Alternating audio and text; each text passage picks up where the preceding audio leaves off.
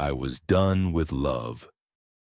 5 years of swiping through dating apps, typing out clever one-liners, and getting left on read had crushed my spirit. At 36, I was staring down the barrel of a lonely life in my cramped Pittsburgh apartment, surrounded by empty Taco Bell wrappers and a katana I'd snagged at a Comic-Con. Women didn't want a nice guy like me. Too soft, too nerdy, too stuck in my mom's basement vibes, even if I'd moved out years ago.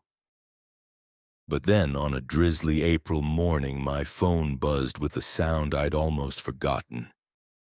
It's a match. Irene's profile stopped me cold. Her gray-green eyes seemed to glow through the screen, her brown hair curling like a dark cascade, and her smile, shy but with a wicked edge.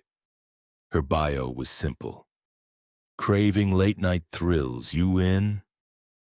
My pulse kicked up. This wasn't just a match, this was a lifeline. I leaned back in my gaming chair, the springs creaking, and typed, my fingers sweaty on the screen. Hey Irene, that smile's got me curious, like you're hiding a story I need to hear. Wanna grab a coffee and spill? Her reply pinged back fast, almost too fast. Sweet talker, huh? You're not like the others. Live alone? My heart did a flip. Just me and my killer cooking game. You into home-cooked meals? We bantered like old friends, her teasing my chef skills, me firing back with goofy charm. But something felt off. Her messages had this intensity, like she was studying me.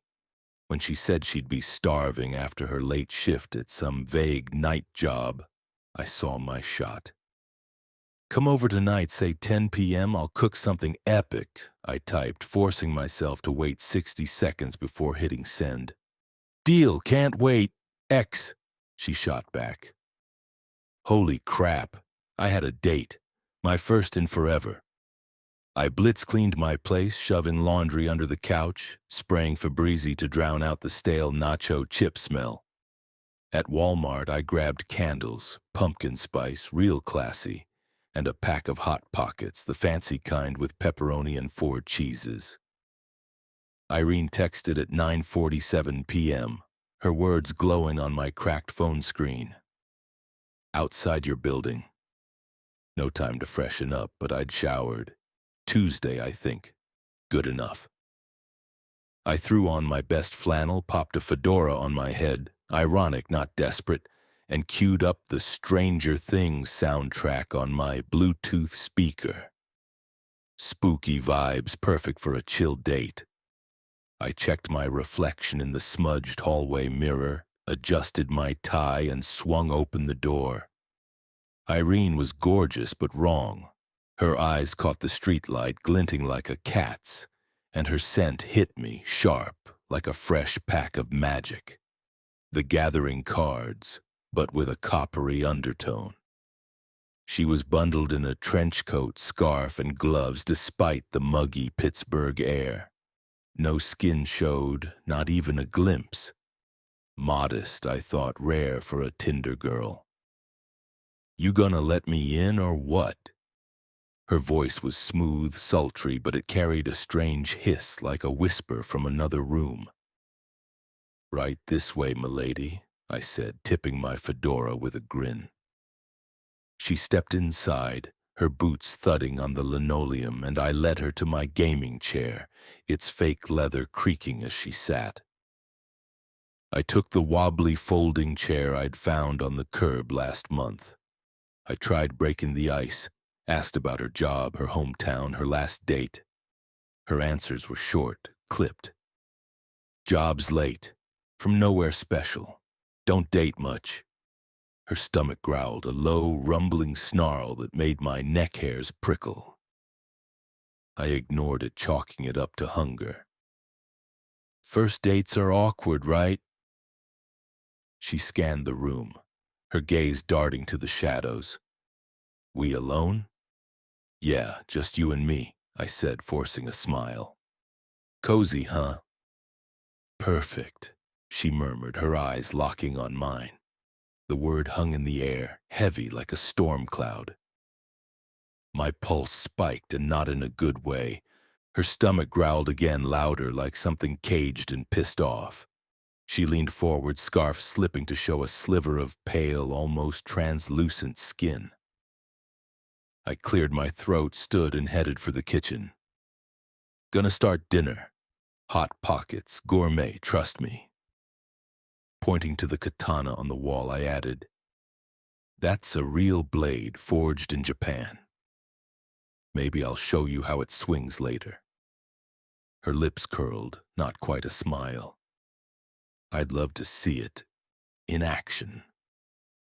The microwave's hum filled the silence as I plated the hot pockets. I set hers down with a mock bow. "Dig in." I tore into mine, the cheese burning my tongue, but Irene just stared at her plate, nudging the food with a fork. Her stomach snarled again, a guttural roar that echoed in my skull. "Not hungry?" I asked mid-bite. She bit her lip, her eyes never leaving me. "Not for this." She stood slow and deliberate and crossed to my side of the desk. Her gloved finger brushed my lips, cold through the fabric. Then she kissed me, hard, her lips like ice. My brain screamed jackpot, but my gut screamed run. She bit my lip, sharp and deep. Pain flared, blood trickling down my chin. I jerked back and her smile was all wrong. Jagged teeth, too many, and a forked tongue flicking out. "You taste delicious," she hissed. My heart slammed against my ribs. She shrugged off her coat and I froze. Her skin was see-through, stretched tight over bony ridges, glowing a sickly green. Wings, bat-like, leathery, unfurled, brushing the ceiling. She peeled off her gloves, revealing claws that glinted like knives. A pair of small, perfect breasts sat on her monstrous chest. This wasn't Irene. This was a nightmare. I stumbled back, my chair tipping over. "What the fuck are you?" I choked out. She laughed, a sound like breaking glass. "I hunt guys like you, lonely, desperate, swiping for salvation. You're my dinner." Her claw shot out, wrapping my throat, lifting me like I weighed nothing. She pinned me to the wall, her tongue slithering across my cheek. My vision swam, lungs burning. I flailed, my hand brushing the katana's hilt. With a grunt, I yanked it free, the sheath clattering, and stabbed it into her back right where her wings met. She shrieked, dropping me. I hit the floor, gasping, blood oozing from where her teeth grazed my neck. Green ichor dripped from her wound, splattering the linoleum. "You'll pay for that," she snarled, wings flapping. One slammed into me, sending me crashing through the desk, hot pockets flying. Pain exploded in my chest, but I scrambled up, katana shaking in my hands. She lunged, claws slashing. I swung, missing, her speed unnatural. We circled, the desk between us. "Why me?" I gasped, stalling. "You're a sad sack virgin who thinks he's God's gift," she spat. "Easy pickings." Rage burned through my fear. "I'm nobody's meal," I roared, watching her muscles tense. When her claw twitched, I slashed, shearing off 2 talons. She howled, clutching her hand, and I darted around the desk, aiming for her neck. She swiped back, forcing me to duck. I parried, my college fencing club days barely keeping me alive. Her wings flared, and she dove at me, a blur of claws and teeth. I swung blind, the blade slicing her stomach. She screamed, crashing into me. We hit the floor, the katana skidding across the room. I lunged for it, fingers closing around the hilt. She grabbed my ankle, but I kicked free, rolling to my feet. She clutched her gut, green blood pooling, wings limp.